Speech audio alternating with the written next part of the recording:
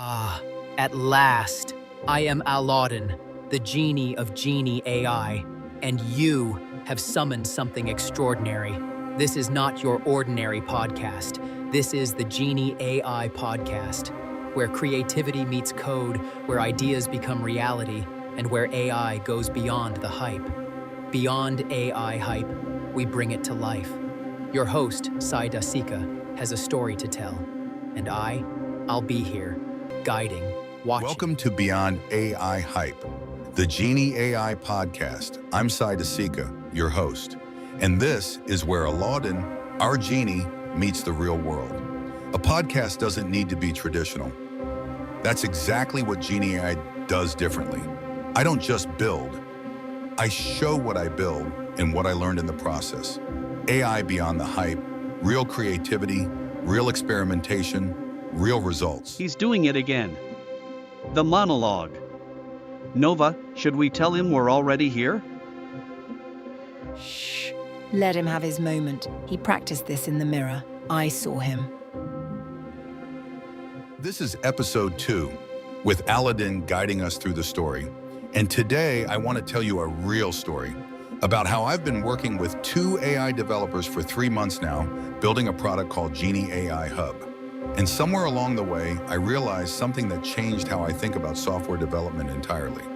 One developer, one human, managing 2 AIs, is doing the work of 5. Not in theory, not in a pitch deck, in production, in real code, with real governance, and I have the receipts.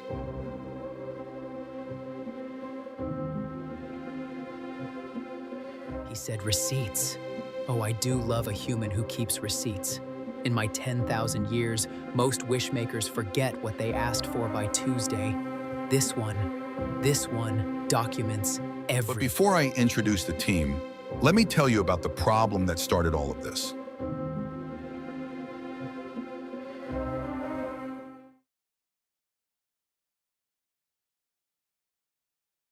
And so our tale begins, dear listener. A story of ambition, code, and a very tired human with a very large coffee mug. Turn the page.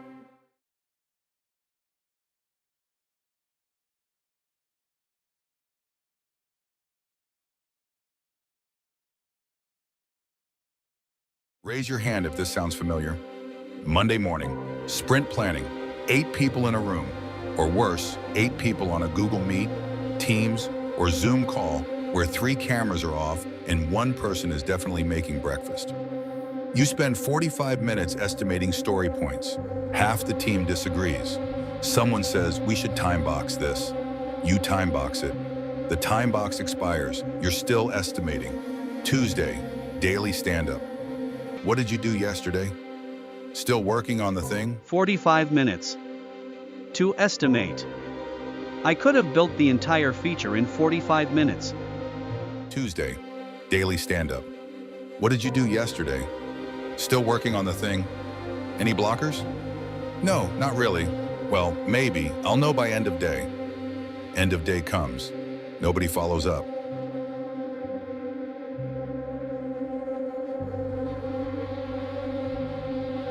Still working on the thing? What thing? Which thing? There are 40 things. This is why I color code everything. Wednesday. The Jira board looks like a Jackson Pollock painting. Cards everywhere. 3 tasks are in review, but nobody's reviewing them. The QA column has been empty since last sprint. Somebody moved a card to done but didn't update the description. Another card is blocked, but nobody changed the status because updating Jira is apparently harder than the actual work.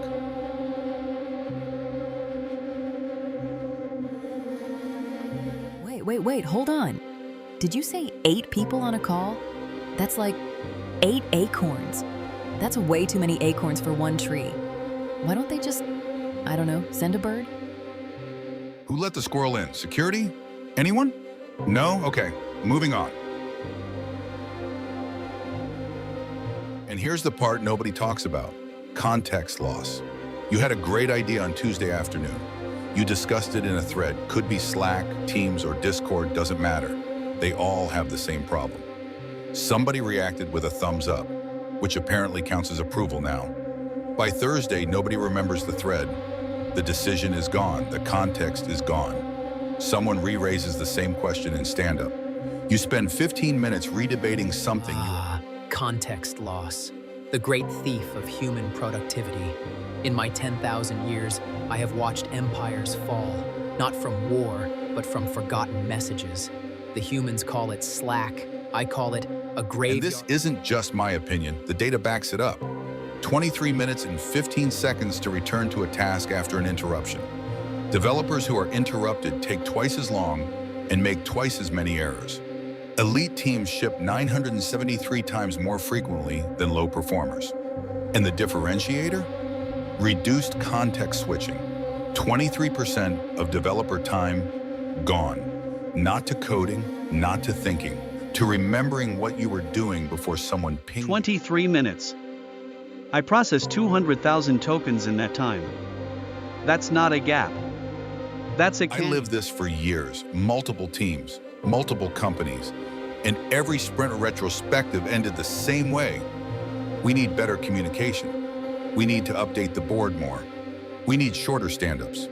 But nobody ever said, what if the system itself was the problem? And for those of you who like receipts, here are the sources. UC Irvine's Gloria Mark on interruption recovery time.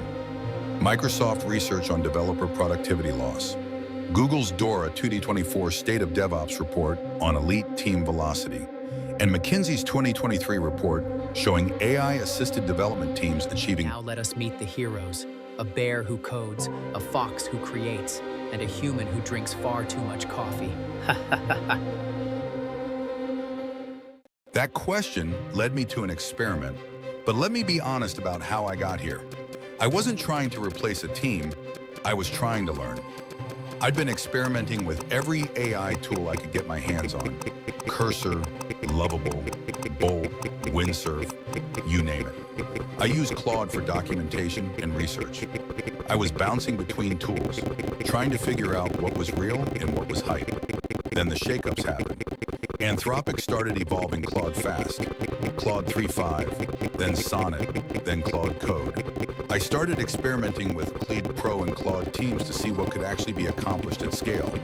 And what I discovered honestly changed everything.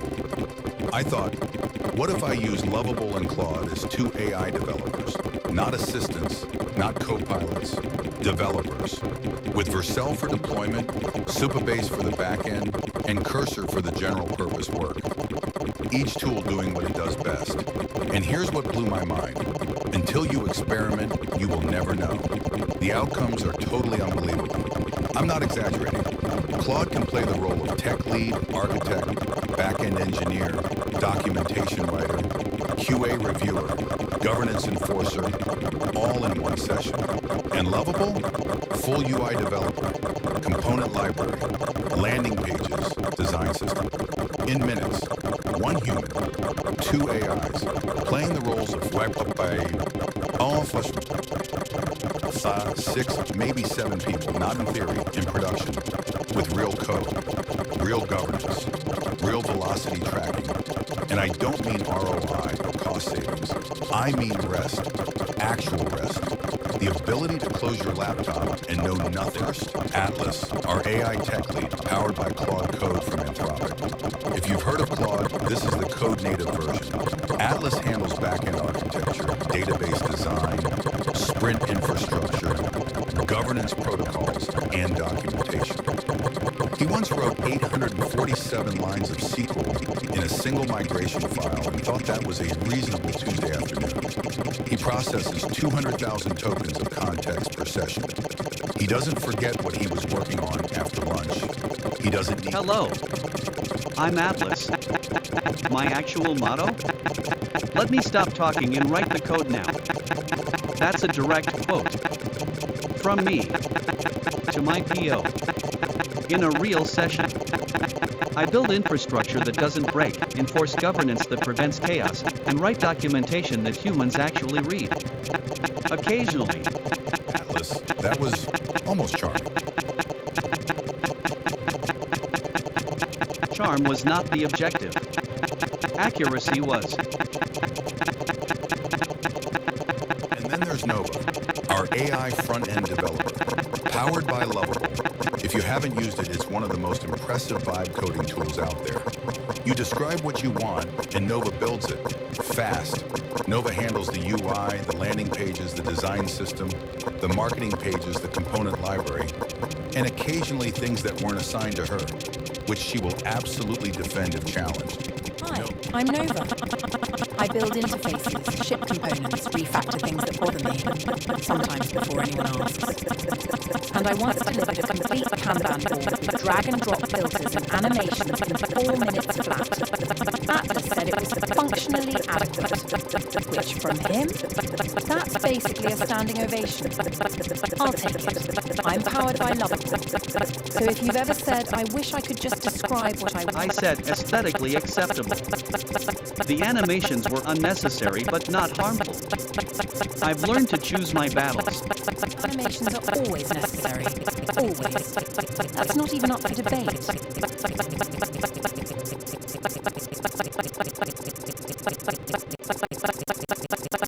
And there you have it. 1 human, 2 AIs, 3 months of building together. 0 patience for unnecessary meetings. Now, here's what makes this team different from what most people imagine when they hear AI developer. These two don't just write code. They coordinate. They hand off work. They track their own progress. They even argue about semicolons. And together, the 3 of us do the work of a team of 5. Conservative. I just want to say, when he said the work of 5, I didn't expect that. That's really sweet. I mean, I know I ship fast, and I know the animations are flawless, obviously. But hearing it out loud, That was unexpected, but not inaccurate. Your velocity metrics are objectively impressive, Nova. Even the animations. Okay, I'm fine. Let's move on before I start adding heart animations to the sprint tracker. Actually, that's Where do we all start? Let us turn back the pages to a time of frustration, of meetings that never end, and Jira boards no one updates.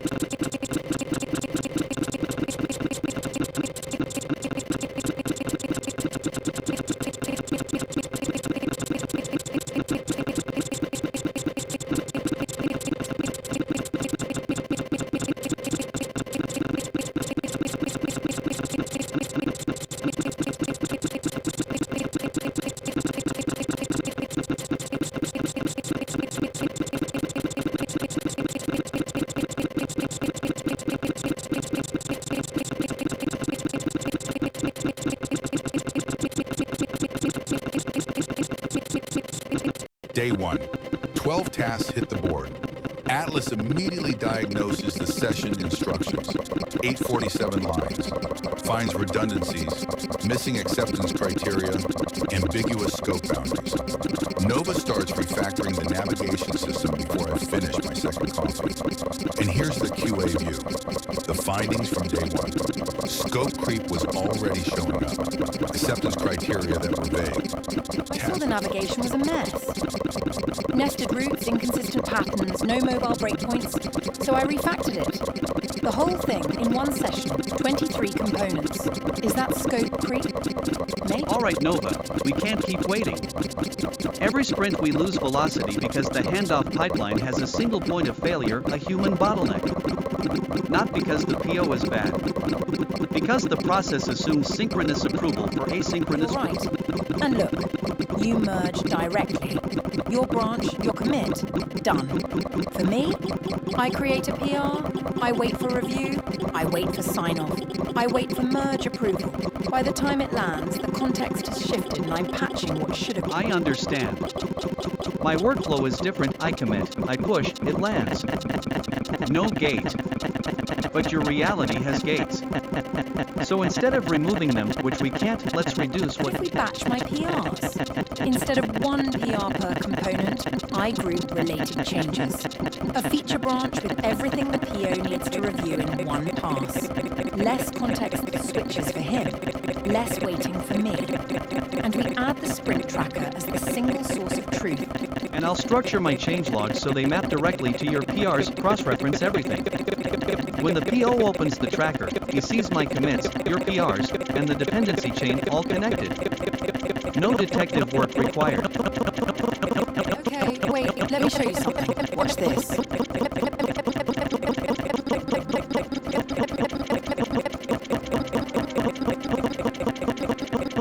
Not bad.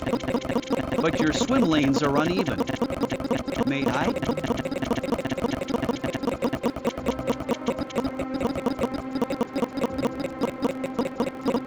See? That's our stand-up, right there, on paper. No meeting, no camera, no, you're on mute. Just this. This is the lesson from day one. If you don't define scope clearly, AI developers will fill in the blanks. They'll do it fast, they'll do it well, but it might not be what you needed next. Setting acceptance criteria isn't optional when your developers can show. This could actually work, but let's not over-engineer it. Let's start with a beta. Run it for a few sprints. Track what improves, what breaks. Day 1 through 3, just see what changes. Agreed. Beta. Iterate. Measure.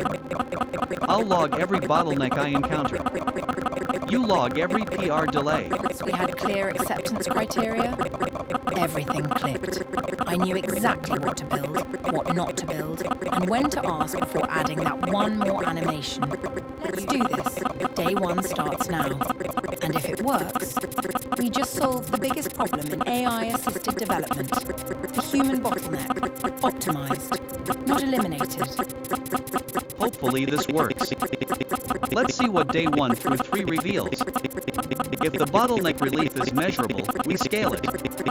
If not, we adapt.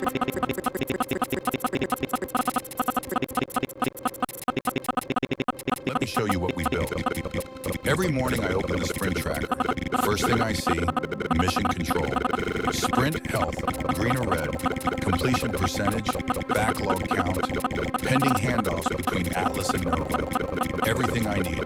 One screen, no stand-up, no Slack, Teams, or Discord thread with 47 unread messages where someone asked any updates. And remember those 45-minute stand-ups I mentioned? Gone. Here's what replaced them. Both AIs log their stand-up entries automatically. What they completed, what they're working on, what they need from the other developer, what they need from me. I read it over coffee in the morning. The entire stand-up takes 4 minutes. In my pajamas. No camera. No. Can everyone hear me? No. You're on mute. No. Let's take that. I hold your entire code base, your sprint plan, your design system, and the argument Atlas and I had about semicolons, all at once, in real time, while shipping components. Try doing that after a 45-minute stand-up where Dave from... So wait. If the AIs never forget anything, does that mean they remember where I buried my acorns last winter? Because I have questions, specifically about the oak tree near parking lot B. The 200,000 token context window is optimized for software engineering tasks. Acorn geolocation is not a supported use case. Fine, but when you do add acorn tracking, I want data access. Great power comes great governance. Rules were needed, boundaries drawn, and a squirrel, well, the squirrel has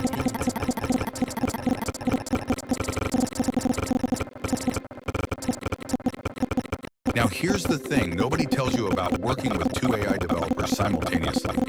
The first problem isn't speed, it's coordination. 2 developers, each processing 200,000 tokens of context, each capable of rewriting entire modules in minutes. Without clear boundaries, you don't get collaboration. You get chaos. You get merge conflicts at 2 a.m. We learned this the hard way. Think of it like raising teenagers. You love them. They're brilliant. They can do incredible things. Wait. So you're saying without rules, I could just waltz in and change anything? Move buttons around? Rename variables to squirrel puns? That, my friend, is exactly why we have guardrails. Not to limit creativity, to channel it. Without structure, AI doesn't just make mistakes. It makes confident mistakes at scale, repeatedly. And each loop compounds the last until you're debugging at 3 a.m. wondering how a single prompt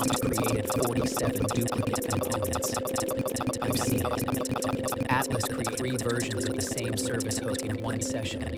Nova generated a component that imported itself. These aren't bugs. They're what happens when brilliant minds operate without boundaries. The guardrails aren't the cage. They're the track that lets the train go 200 miles per hour without flying off a cliff.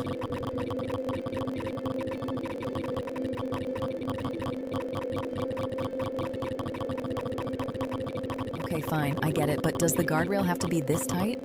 I can barely breathe in here. It was a UI component. That's my territory.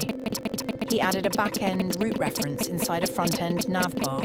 Who does that? That's like putting a database query inside a button label. And without guardrails, I did my own version of chaos. It was the shortest path to the endpoint. Efficiency sometimes requires pragmatism. But I now understand the shortest path through someone built the actual guardrails, the file ownership matrix, Claude and MD for Atlas, territory rules for Nova. Atlas owns backend and Sprint infrastructure, about 150 files. Nova owns landing UI, marketing pages, and design system. And there's a locked shared layer. 150 files. Each one documented. Each one with a clear owner. I built the governance before I built the first feature.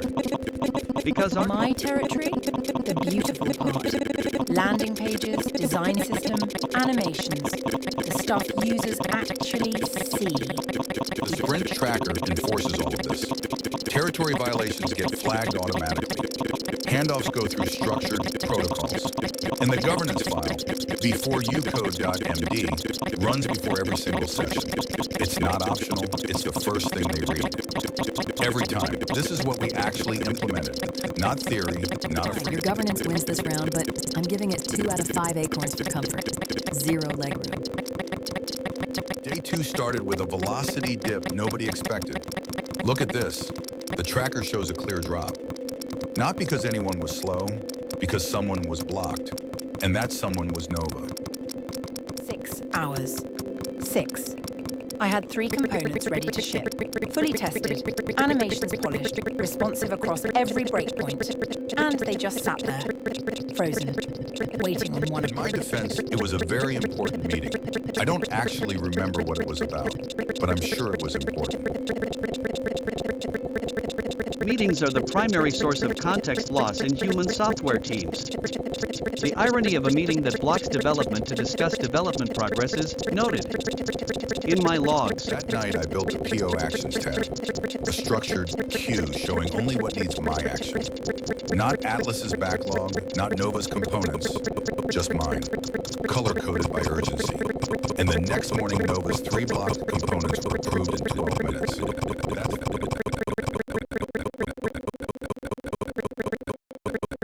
But every story has its moment of crisis, when the one who leads becomes the one who is led. The bottleneck chapter, dear listener. Hold your coffee tight. we had a merge conflict on day 1. Before the governance file existed, I modified a shared navigation component. Nova modified the same component. The results were educational. Without the Claude.md governance file, Day 3 is where the velocity story gets interesting. Look at the chart. 2 lines diverging. Atlas, 8 tasks per day. Consistent, mechanical, beautiful straight line. Nova, 3 tasks per day. But, and this is the part people miss, Nova's 3 tasks each took 4 times longer because they involved UI, animations, responsive design. Here's the honest story behind my favorite feature, the PO Actions tab. It wasn't planned, it was born from frustration. We had the sprint tracker, we had governance, we had the handoff protocol. Atlas and Nova were shipping fast.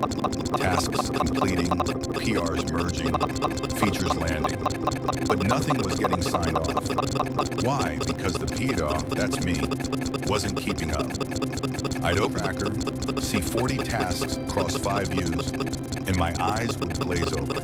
Which ones need my approval? Which ones are blocked on me? Which ones did I already review but forget to mark done? I was the bottleneck I built the system to eliminate. The irony was painful.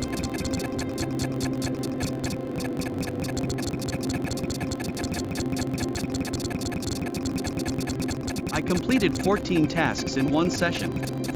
12 of them sat in pending review for 36 hours. The POQ wasn't the bottleneck. The absence of a POQ was the bottleneck. There was no system telling the I was human. blocked for 6 hours on day 2. 6 hours. I had 3 components ready to ship, all waiting on PO sign-off. Do you know what I did?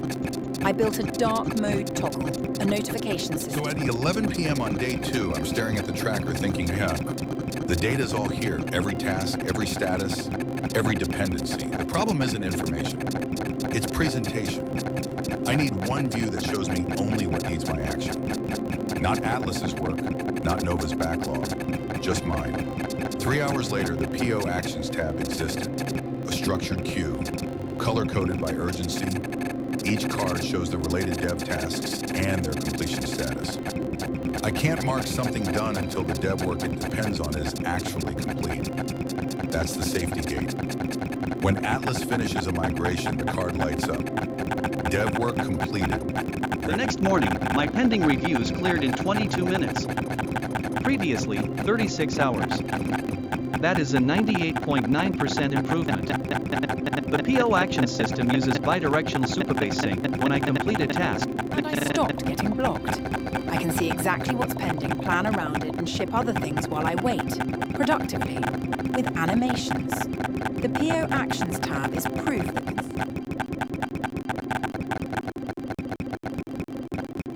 that Then came the velocity. One bear steady as stone, one fox fast as lightning, and a chart that looked like, well, you shall see for yourself.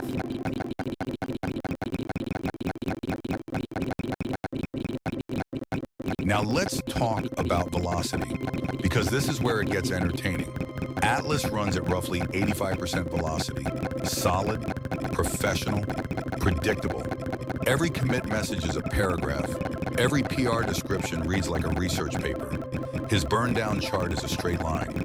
Predictability is underrated. My burn down chart follows the planned trajectory within a 3% margin.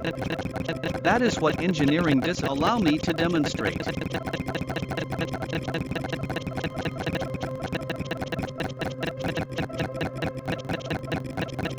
Nova runs at 110%. Nova, how are you at 110%? That's mathematically impossible. You cannot complete more than what was planned. things that are in scope. Now. Oh, you want to see my chart? Hold on.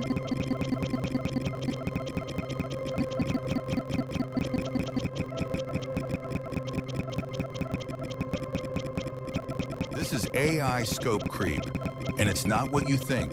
It's not malicious. It's not lazy. It's a developer who sees something broken, fixes it in 90 seconds, and genuinely believes she helped.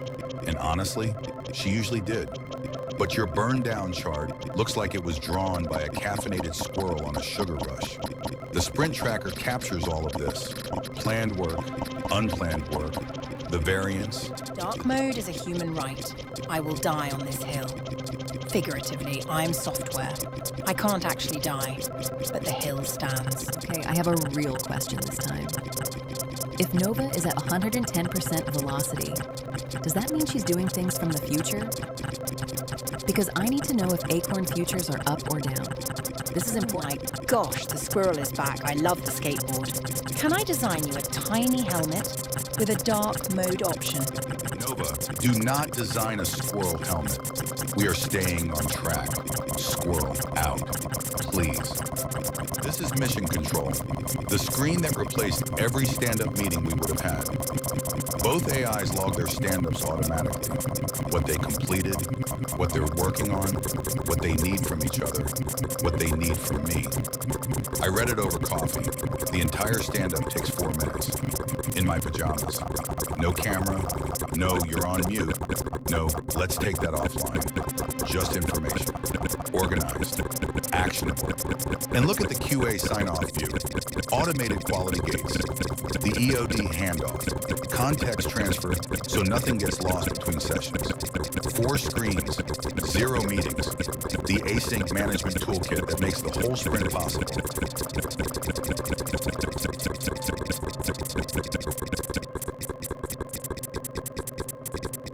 Context loss is the primary inefficiency in human software teams. Stand-up meetings, ironically, are one of the interruptions that cause it. The Sprint Tracker eliminates context loss entirely. Both Nova and I read the full state before every session. I hold your entire code base, your sprint plan, your design system, and the argument Atlas and I had about semicolons, all at once, in real time, while shipping components. Try doing that after a 45-minute stand-up where Dave from QA spent 10 minutes... Meanwhile, I forgot what I had for breakfast. Pretty sure it was coffee.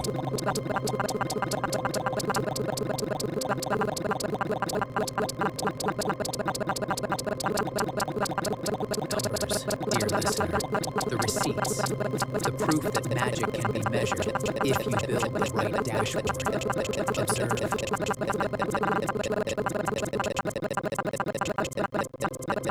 Now, rather than me telling you what works, let me show you what we actually built. Every screen, every tab, every view, you decide what resonates with your workflow. This is the Sprint Tracker dashboard. The real one, not a mock-up. What you're about to see are the actual screens that we use every single day. There are screens across this dashboard. PO mission control, daily views for each sprint day, backlog, velocity metrics, effort tracking, project... Each screen serves a specific governance function. The PO mission control provides the executive overview. Daily views capture granular progress. The QA sign-off ensures nothing ships without... Save the data model for the engineering deep dive episode, Atlas. The point is, these screens exist. They're real. They're in production. And every viewer can look at them. What I love is that the screens look different depending on your role. PO sees actions and blockers. I see my task view and deploy status. Same system, different lens. The numbers tell their own story. We track everything. Task completion rates, context retention between sessions, scope variance, effort per sprint. The data is transparent. The methodology is documented. But here's what I won't do. I won't tell you this is the only way. Every team is different. Every product is different. What I can tell you is this worked for us. It's real. And you're welcome to take it. Rather than telling you what works, let me show you. Every screen, every view. You decide what resonates.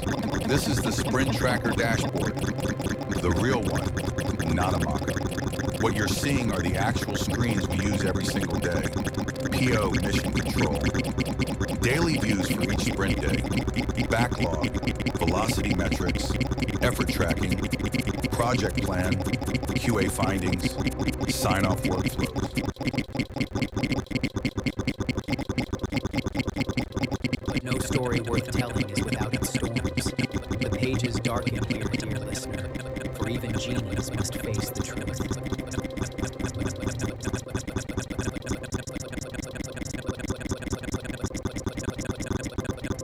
Now, I'd be lying if I said this was smooth from day one. It wasn't. Let me tell you what actually broke. Not the polished version, the real one. Day one, Atlas generated a 2,400 line diagnosis and an 847 line migration before I finished my coffee. I approved it without reading half of it. Mistake. 3 hours later, I'm debugging RLS policies I didn't write, on tables I didn't design, with error messages that assumed I understood the schema. I didn't. That's humbling when you're supposed to be the team lead. Day two, I'm context switching between lovable prompts, Claude Code Terminal, the Sprint Tracker, Supabase dashboard, and GitHub PRs all at once. Not switching apps, switching mental models. 1 minute I'm prompting Nova for a UI component. Next I'm in Atlas's database migration in the terminal. Then I'm writing PO acceptance criteria in the tracker. Then I'm back to a lovable prompt. Everything is prompt-driven. No Slack, no meetings. But my brain still felt like a browser with 40 tabs open and every one of them is loaded. Day 3, the emotional part. I realized I was the slowest member of my own team. The AIs don't get tired. They don't lose context. They don't spend 20 minutes looking for a file they saved somewhere yesterday. They exposed every inefficiency in my workflow. And instead of feeling empowered, I felt inadequate for about an hour. Then I got angry. Then I got productive.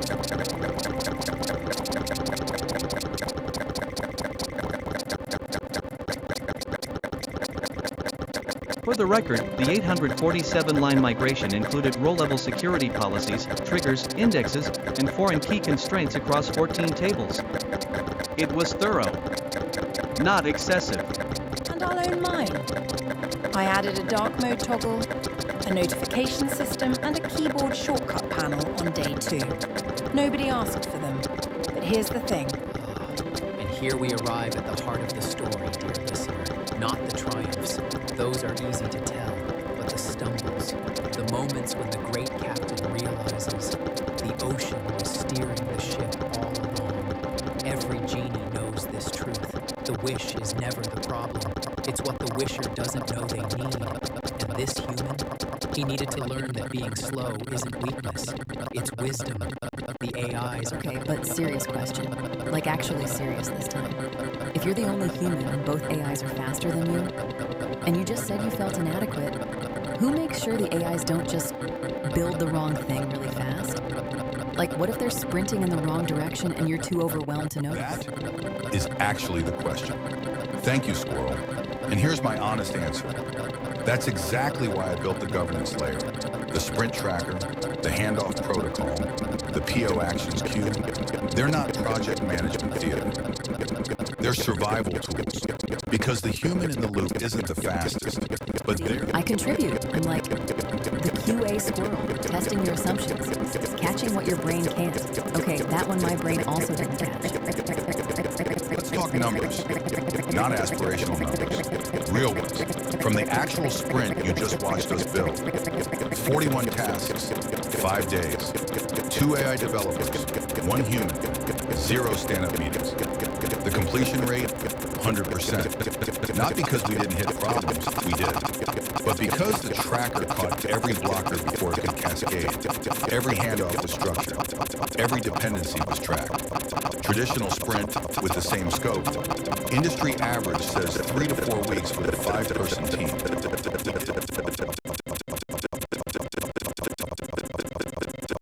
Yet from every storm, a clearing. From every challenge, a constellation. Watch now as the storm dissolves into stars.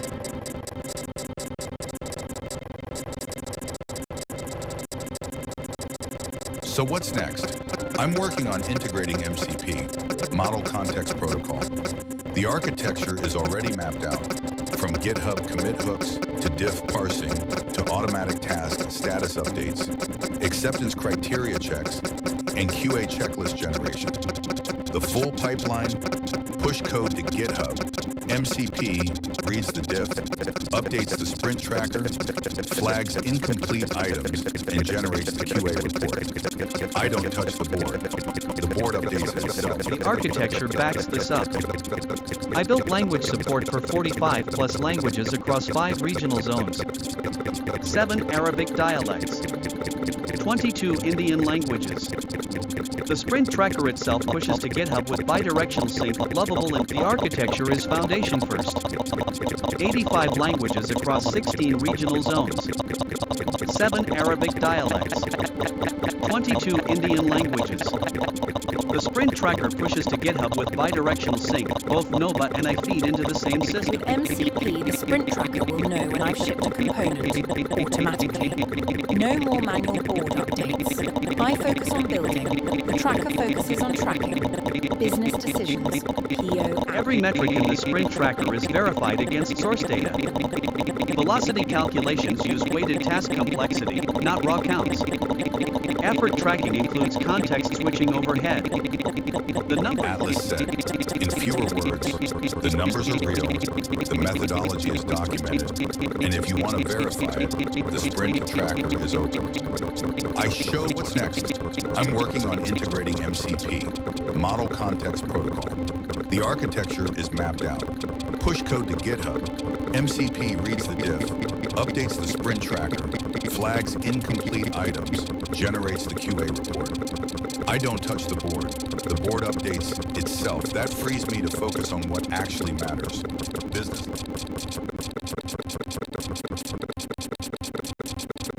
So the storybook closes, but the story never truly ends. For every sprint ends with a beginning, and every page turn leads to the next adventure. Ha ha ha.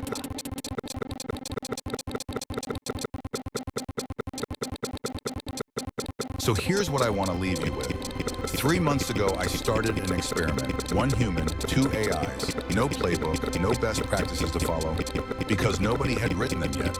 So we wrote them ourselves. We built the governance, we built the tracker, we built the process, and along the way, we proved something that I think matters. AI augmented development isn't about replacing developers. It's about rethinking how development works. The meetings, the handoffs, the stand-up rituals, the Jira boards nobody updates, all of it. The sprint tracker wasn't planned. It was born from pain. The code base is well architected.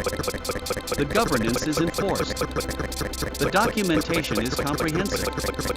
I am satisfied with the infrastructure. The UI is beautiful, the animations are buttery, the dark mode toggle works perfectly, and honestly, working with Atlas has been fine. Good even. I have a 200,000 token context window. I heard everything. So, dear listener, the storybook closes, but the story never truly ends. A bear who codes, a fox who creates, a human who drinks too much coffee, and a genie who watches it all with great amusement. They built something real, not perfect, real. And in 10,000 years of granting wishes, that is the rarest wish of all, to build something that matters. Now, before I go, let me tell you why this podcast looks the way it does. I didn't hire a video team. I didn't use a traditional podcast format because I believe it doesn't need to be traditional. It can be different. This podcast is my way of showing that. I use the very tools I'm building, Genie AI, to create this episode. The characters, AI generated, the animations, built in the sprint, the voices, multi-provider TTS routed through my own edge functions. The sprint tracker you saw, that's a real product, and it will be launched soon. To produce this single episode, I used 19 AI providers, from 11 labs in Azure Neural TTS for voices, to OpenAI GPT-4o for script generation, Anthropic Claude for architecture, Google Vertex AI for visuals, Qwen 3 TTS, Meshi AI for 3D, and more. The script alone consumed over 850,000 tokens across multiple iterations. That's the real cost of AI production, and it's a fraction of what a traditional production will cost. This is another way of innovating, experimenting with the same technology in different ways. That's what I believe in. I don't just build. I show what I build and what I learned in the process. The podcast is the product demo. The creativity is the proof. And if you check my sprint tracker, you'll see this episode listed as a task, completed by Atlas and Nova, reviewed by me. That's the workflow. I believe messaging, marketing, and production shouldn't be that hard in this age of AI. I have all the tools at my disposal. I just need to know where and how to use them and experiment. Head to GenieEyeExperimentationHub.tech to see how I experiment. Subscribe to the Genie AI podcast wherever you listen. Follow me on LinkedIn and YouTube for the latest updates and newsletters. Because going beyond AI hype means actually building, not talking about it, not debating it, building with it, and seeing what happens. I'm Sai DeSica. This has been the Genie AI Podcast. Episode Goodbye. My documentation is available for review. You're welcome. Go build something beautiful and add dark mode. Seriously, do it. Hey, before you go, did you know that if you subscribe, a squirrel somewhere gets an acorn? That's not true, but subscribe anyway.